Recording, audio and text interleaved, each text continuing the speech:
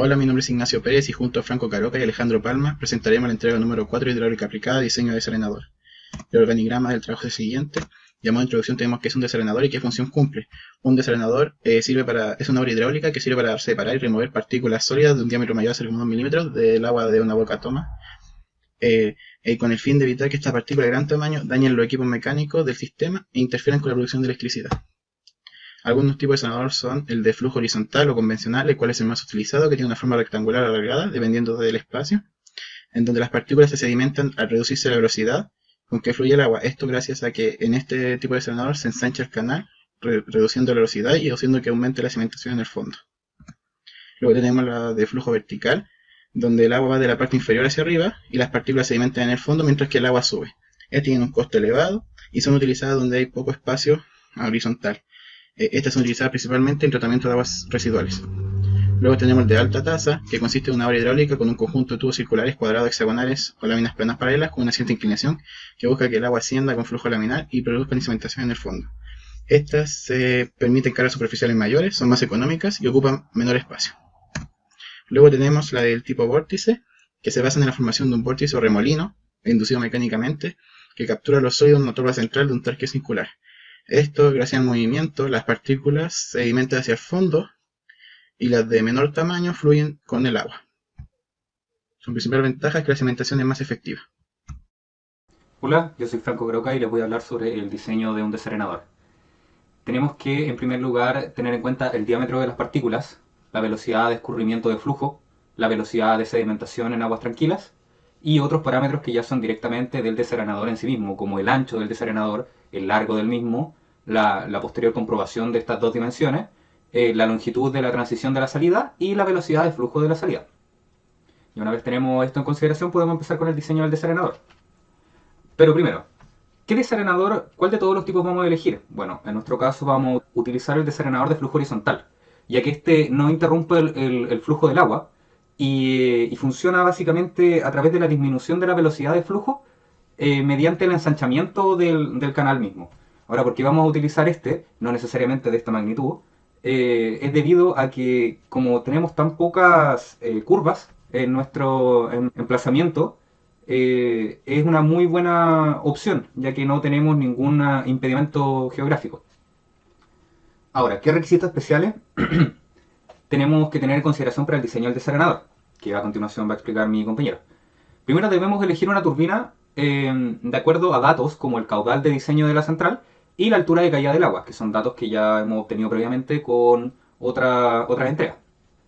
Tenemos que hacerlo en función de la turbina elegida, determinar el diámetro de las partículas para la que será efectiva, ya que si las partículas son muy pequeñas, es muy probable que el desarenador no sea capaz de eliminarlas por completo.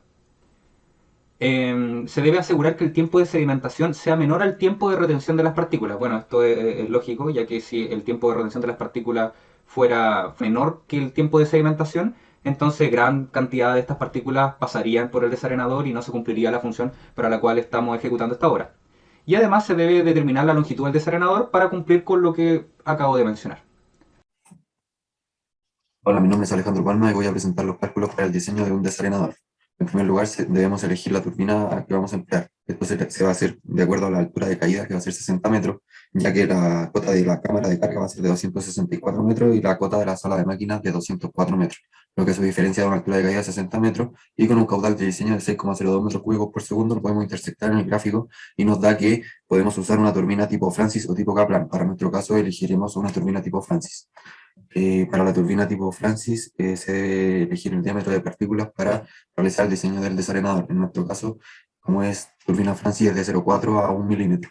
Nosotros elegiremos 0,4 milímetros. Luego debemos calcular la velocidad de flujo de escurrimiento, la cual se realiza con la siguiente fórmula mostrada en pantalla. Debido a que el factor de amplificación es 44, la velocidad de escurrimiento nos da que es 0,278 metros por segundo. Luego debemos calcular la velocidad de cimentación. Esta se puede calcular de acuerdo a tres métodos, los que se pueden presentar en pantalla. En primer lugar, en la tabla, de acuerdo al tamaño de partículas de 0,4 milímetros, nos da que la velocidad de sedimentación es de 4,32 centímetros por segundo, lo que equivale a 0,0432 metros por segundo. En segundo lugar, el monograma de Stokes y Seperio, el cual podemos intersectar en el gráfico mostrado en pantalla, logrando así una velocidad de sedimentación de 0,04 metros cúbicos por segundo.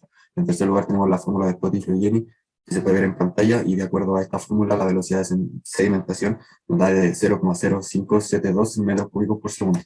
Realizando una ponderación, o sea, un promedio de las tres velocidades de escurrimiento, nos da, o sea, de sedimentación, disculpen, nos da una velocidad de sedimentación de 0,0468 metros cúbicos por segundo.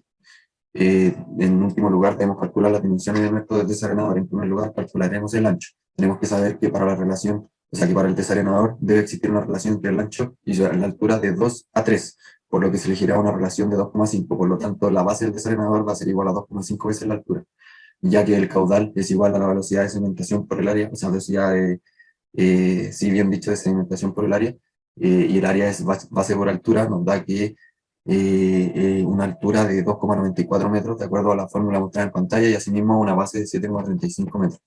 Luego calcularemos el largo del desarenador, que se calcula con la siguiente fórmula mostrada en pantalla, y el valor de K es el factor de amplificación que debemos interpolar, el cual nos da un valor de 1,445 según la interpolación lineal, dando así un largo de desarenador de 25,41 metros. Luego el largo de la transición debe ser calculada de acuerdo a la siguiente fórmula mostrada en pantalla, y la base del desarenador es de 7,35 metros, la base del canal va a ser de 4 metros, y la tangente del ángulo 12,5 grados, ya que no puede exceder este ángulo el ángulo de la transición de la entrada-salida del desarenador, dando así una longitud de transición de 7,571 metros. Finalmente se comprueba el diseño, en primer lugar con el tiempo de sedimentación, que se calcula dividiendo la altura en la velocidad de sedimentación, dando 62,84 segundos. Luego se calcula el volumen necesario, que se puede ver en pantalla por el caudal por el tiempo de sedimentación, y este debe ser menor al volumen dimensionado, el cual va a ser H por B por L, que ya calculamos, dando así un correcto diseño para nuestro desarenador.